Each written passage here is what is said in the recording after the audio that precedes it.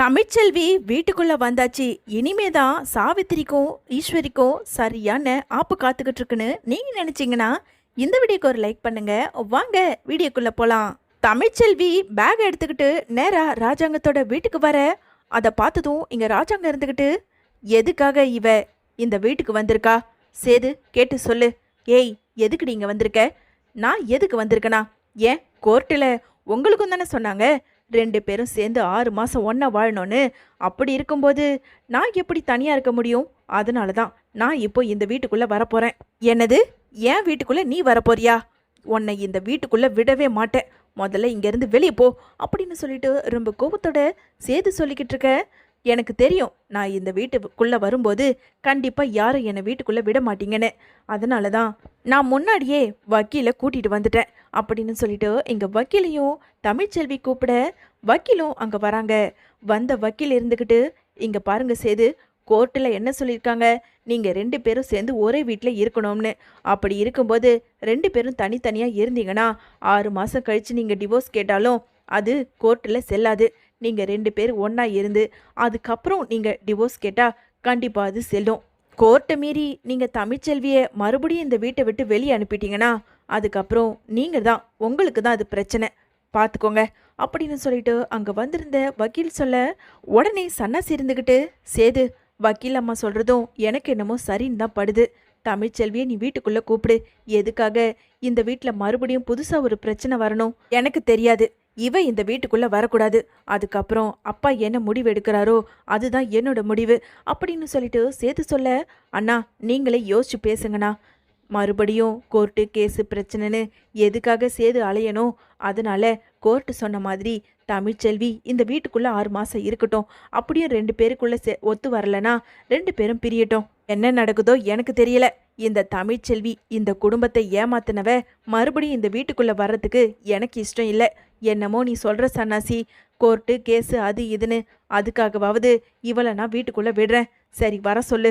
வீட்டுக்குள்ளே வந்த தமிழ்ச்செல்வியை அப்பத்தான் மோகனான்னு மலருன்னு எல்லாருமே கட்டி பிடிச்சி சந்தோஷமாகவே வர வைக்கிறாங்க. பாத்தியா தமிழ், நீங்கள் 2 பேரும் பிரியக்கூடாதுன்னு சொல்லிட்டு அந்த கடவுள் நினச்சிருக்காரு போல. அதனால தான் எப்படியோ மறுபடியும் நீ இந்த வீட்டுக்குள்ளே வந்துட்ட.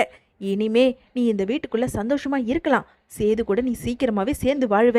அதை பற்றி நீ எந்த கவலையும் வேண்டாம், இந்த அப்பத்தா இருக்கிற வரைக்கும். உடனே சாவித்திரி இருந்துக்கிட்டு, அண்ணே என்னண்ணே, கோர்ட்டு சொல்லிச்சுன்றதுக்காக இவ செஞ்ச துரோகத்தெல்லாம் நீங்கள் மறந்துட்டு இவளை மறுபடியும் இந்த வீட்டுக்குள்ளே கூப்பிட்டுப்பீங்களாண்ணே?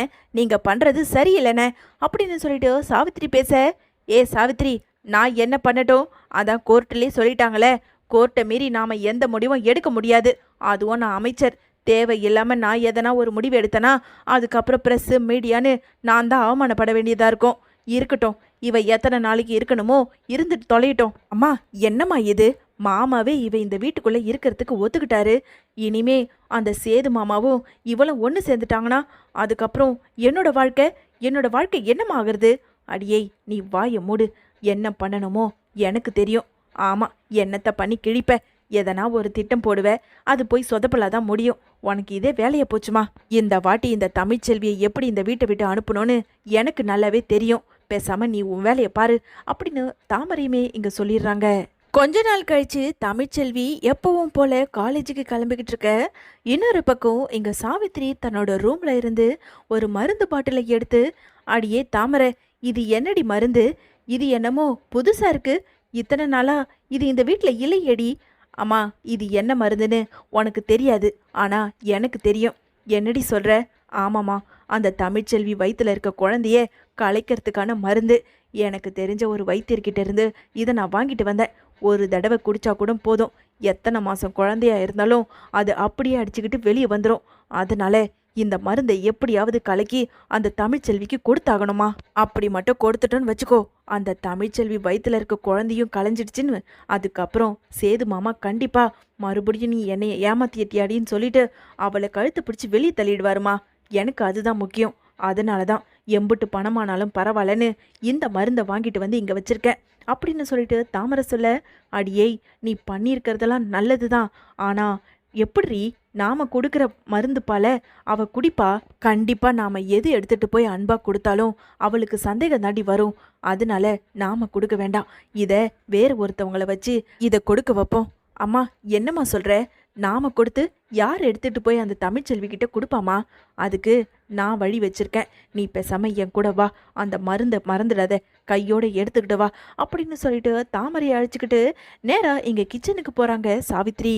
பாலில் யாருக்கும் தெரியாம அந்த கருக்கலைப்பு மருந்தையும் கலக்க அந்த நேரம் மலரும் அங்க வராங்க. வந்த மலரை சாவித்ரி பார்த்துட்டு, ஏ மலரு, என்ன சமைக்கலான்னு வந்தியாக்கும்?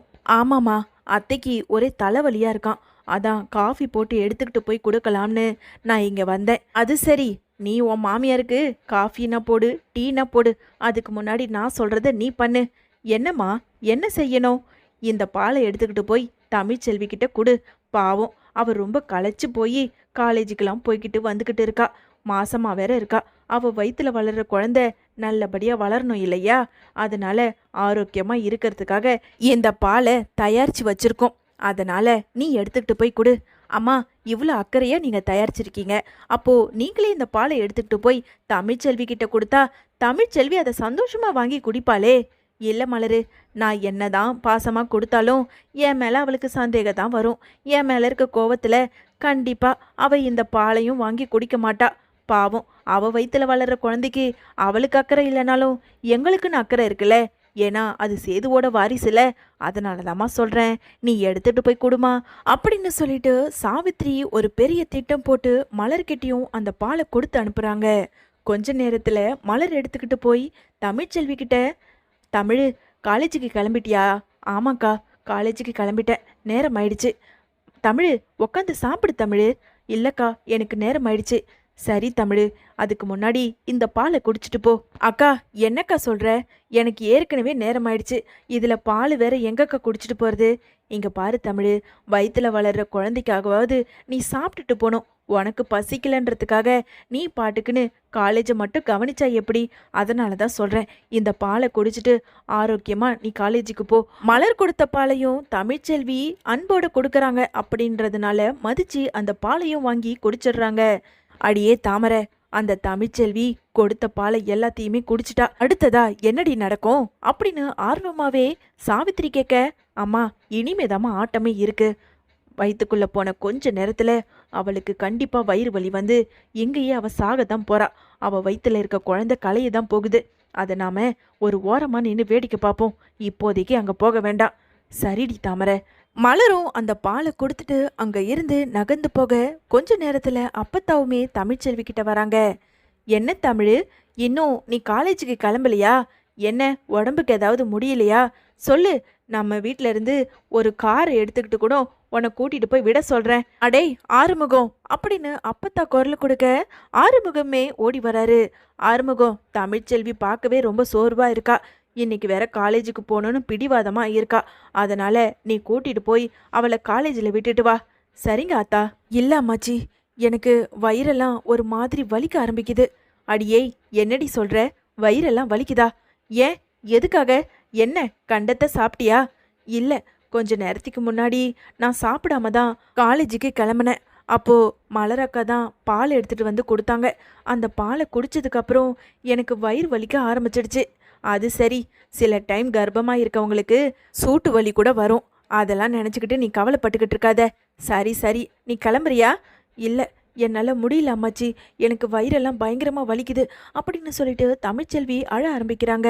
என்னடி தமிழ், இவ்வளோ நேரம் நல்லா தானே இருந்த, திடீர்னு வயிறு வலிக்குதுன்னு சொல்லிட்டு அழ ஆரம்பிக்கிறியே அப்படின்னு சொல்லிட்டு அங்கே வந்த மலருமே, ஆமாக்கா, நீங்கள் கொடுத்துட்டு போன பாலுக்கு அப்புறம் குடிச்சதுக்கப்புறம் எனக்கு இப்போ வயிறு வலிக்க ஆரம்பிச்சிடுச்சு. ஏ மலரு, அப்படி என்ன தாண்டி பாலை எடுத்துட்டு வந்து கொடுத்த? இல்லாமாச்சி, சாதாரணமாக தமிழ்ச்செல்வி எதுவுமே சாப்பிடலேன்னு சொல்லிட்டு தான் பாலை எடுத்துட்டு வந்து கொடுத்தேன். ஆனால் இப்படி வயிறு வலிக்கும்னு எனக்கு தெரியவே இல்லையே அப்படின்னு சொல்லிட்டு மலருமே சொல்லிக்கிட்டு இருக்க.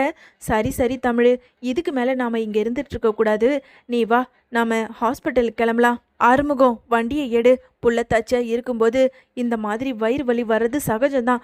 ஆனால் இவளால் தாங்கிக்கவே முடியலன்னு சொல்கிறாளே. அடியே மோகனா, எங்கே இருக்க? சீக்கிரமா வா அப்படின்னு சொல்லிட்டு மோகனா, அப்பத்தா, மலரு, ஆறுமுகம்னு எல்லாருமே தமிழ்ச்செல்வி அழைச்சிக்கிட்டு நேராக ஹாஸ்பிட்டலுக்கும் போகிறாங்க. இவங்க கிளம்பின நேரம் அங்க வந்து சேதுக்கிட்ட இங்க அப்பத்தா இருந்துகிட்டு, அடே சேது, தமிழ்ச்செல்விக்கு வயிறு வலி வந்துடுச்சு, பாவம் கர்ப்பமா இருக்கா வேற, சீக்கிரமா கூட வா, ஹாஸ்பிட்டலுக்கு கூட்டிட்டு போலாம். இங்க பாரு அப்பத்தா, யார் யாருக்கோ வயிறு வலி வந்தா அதுக்கு நான் பொறுப்பு கிடையாது. உன்னால முடிஞ்சா கூட்டிட்டு போ, இல்லனா இங்கே விட்டுட்டு போ. என்னாலலாம் அவளை ஹாஸ்பிட்டலுக்கு கூட்டிட்டு போக முடியாது. கொஞ்ச நேரத்துல மலருக்கும் இங்க சந்தேகம் வருது. அப்போ சாவித்திரி அம்மா தான் பாலை கொடுத்தாங்க. அந்த பாலை எடுத்துட்டு வந்து தமிழ்ச்செல்வி கிட்ட கொடுத்ததுக்கு அப்புறம் தான் தமிழுக்கு வயிறு வலி வந்திருக்கு. இதுல ஏதோ பெரிய திட்டம் இருக்கு. இப்பவே போய் அவங்க கிட்ட நான் விசாரிக்கணும். அம்மாச்சி, நீங்க ஹாஸ்பிட்டலுக்கு போங்க, நான் பின்னாடியே வரேன் அப்படின்னு சொல்லிட்டு இங்க மலர் நேரா தாமரை கிட்ட வராங்க. ஐயோ அம்மா, இந்த தாமரை எதுக்காகம்மா இங்க வந்துகிட்டு இருக்கா? எப்படியாவது அந்த தமிழ்ச்செல்விக்கு கரு களைஞ்சிடும், நாமளும் சந்தோஷமா இருக்கலான்னு பார்த்தா இவளுக்கு நம்ம மேல சந்தேகம் வந்துடுச்சு போல இருக்கே அப்படின்னு தாமரை கேட்க, பரவாயில்ல, அவ இங்க வரட்டும், நாம எதையாவது சொல்லி சமாளிப்போம். ஆனா முகத்துல மட்டும் பயத்தை காட்டாதடி. என்னாச்சு மலரு, எதுக்காக இப்படி அடிச்சு பிடிச்சிட்டு ஓடி வர? அம்மா, உண்மையை சொல்லுங்க. தமிழ்ச்செல்விக்கு பால் கொடுத்தீங்க, அந்த பால்ல என்ன கலந்து கொடுத்தீங்க? தமிழ்ச்செல்வி இப்போ வயிறு வலி வந்து ஹாஸ்பிட்டலுக்கு கூட்டிட்டு போயிருக்காங்க. என்ன மலரு சொல்ற? நாங்க என்ன கொடுக்குறோம்? ஏதோ பாவம் அக்கறைப்பட்டு அவளுக்கு யாருமே கவனிக்க மாட்டாங்களேன்னு சொல்லிட்டு அவளுக்காக பாலை ரெடி பண்ணி கொடுத்தா, நீ என்னமோ அதுல நாங்க ஏதோ கலந்தோன்ற மாதிரியெல்லாம் பேசிக்கிட்டு இருக்க. என்ன மலரு, தேவையில்லாததை எங்க மேல பழிய போட்டு பேசிக்கிட்டு இருக்க? இல்லம்மா, அந்த பாலை குடிக்கிற வரைக்கும் தமிழ்ச்செல்வி நல்லா தான் இருந்தா. அந்த பாலை குடிச்ச கொஞ்ச நேரத்துல அவளுக்கு வயிறு வலி வந்துடுச்சு. அப்போ நீங்க தான் திட்டம் போட்டு அந்த பால்ல எதையோ கலந்து கொடுத்துருக்கீங்க.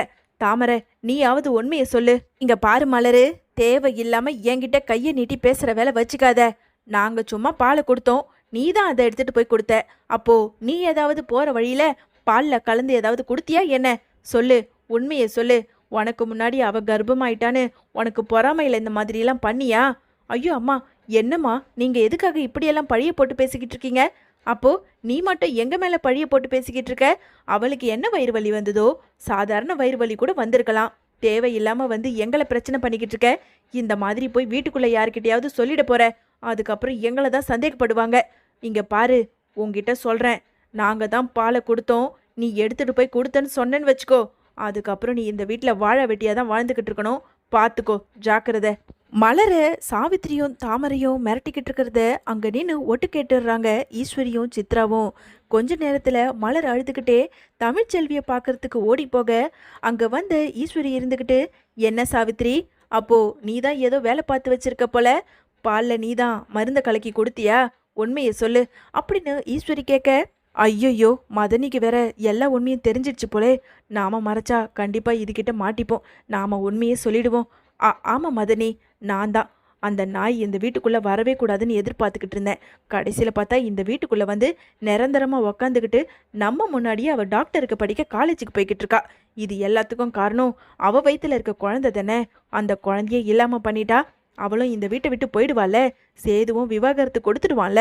அதனால தான் பாலில் குழந்தைய கலைக்கிறதுக்கு தாமரை மருந்து வாங்கிட்டு வந்து கொடுத்தா. அதையும் கலந்து மலர் மூலயமா கொடுத்தோம். நாங்கள் கொடுத்துருந்தா கண்டிப்பாக அந்த தமிழ்ச்செல்வி குடிச்சிருக்க மாட்டா.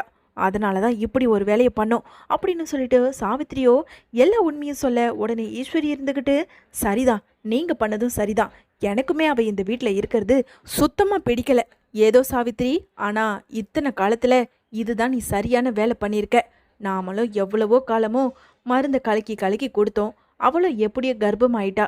கடைசியில் கர்ப்பத்தை வச்சுக்கினே அவள் இந்த வீட்டுக்குள்ளே வந்தால. இப்போ கர்ப்பம் கலைஞ்ச பிறகு அவ இந்த வீட்டை விட்டு ஓடதான் போறா. ஆமா மதனி, இப்போ ஹாஸ்பிட்டலுக்கு போயிருக்காங்க. வரும்போது சேது எப்படியும் வீட்டுக்குள்ள விட போறதில்ல. அப்படியே இந்த வீட்டை விட்டு வெளியே போக தான் போறா. பாத்திரலாம், அதுதான் நடக்க போகுது.